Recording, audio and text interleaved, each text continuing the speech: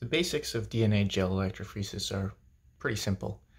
So at a very basic level, you've got your negative electrode, positive electrode, a bunch of buffer, and your gel sits in that right here.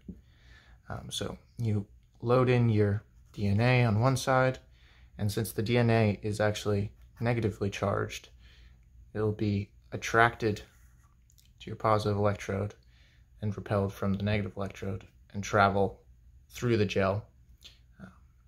And as it does this, the larger sized bands of DNA will obviously travel through the gel slower than the small bands, which will travel much more rapidly. And so in the end, after you run this for some amount of time, you actually start to get these kind of bands with the different sizes of DNA. And in order to tell what sizes these actually are, you run this alongside what's called a ladder. And this is basically a bunch of DNA pieces of known size that you'll run along with your sample. So then you can compare to the ladder and see which size DNA bands you have. And they have a different sized ladders that you can use. 1 kb is typically pretty common, but that's the basic principle of how DNA gel electrophoresis works. It really is quite simple, and you don't need very complicated equipment to actually run it.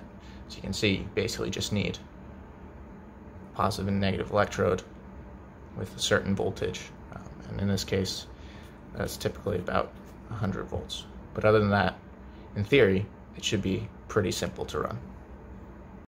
If you want to run gel electrophoresis experiments, there's actually quite a few components that you'll need for the setup.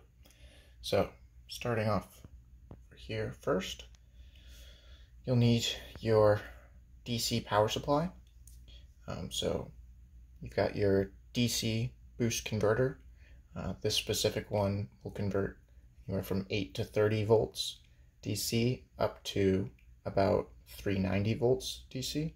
You'll only need one that can get you 100 volts, but this one's definitely sufficient.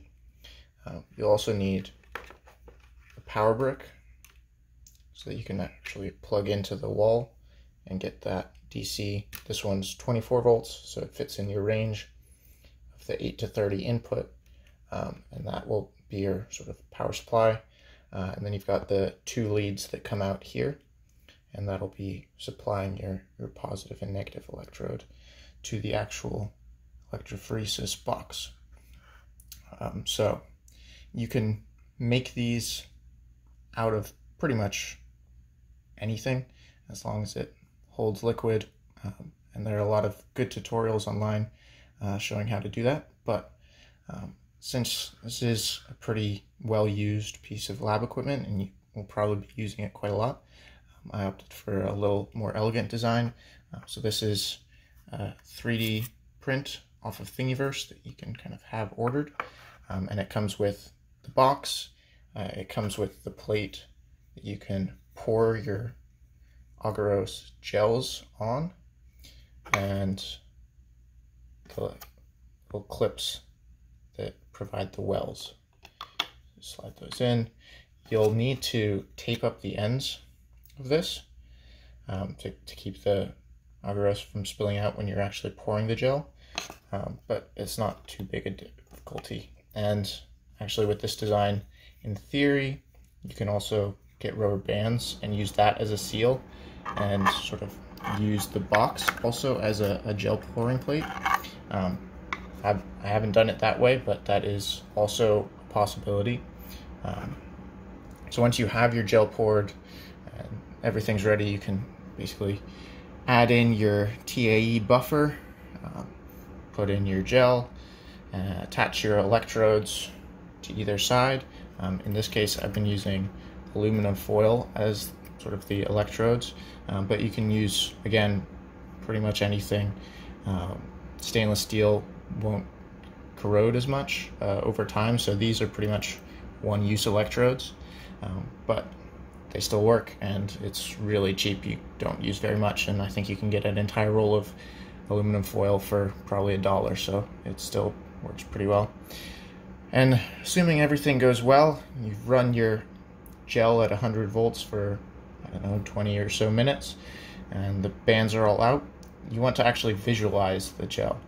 And to do that, these days, typically you use something called a Cyber green stain for the DNA, which means that when you illuminate the gel with a blue or UV light, the bands will show up as these kind of green lines. But you also need an orange filter to actually see those lines. Otherwise, it just comes out as a lot of blue. This will filter out the blue light, but keep the green bands so you can actually see it. And you can use sheets of orange plastic for this, or just for your own eyes, these UV protection goggles basically, and that will allow you to visualize it. And you could also take photos of it through the plastic as well. So that's how you ultimately visualize it. So all of that together will allow you to run these DNA electrophoresis gels, and that's a pretty key piece of DIY bio experiment.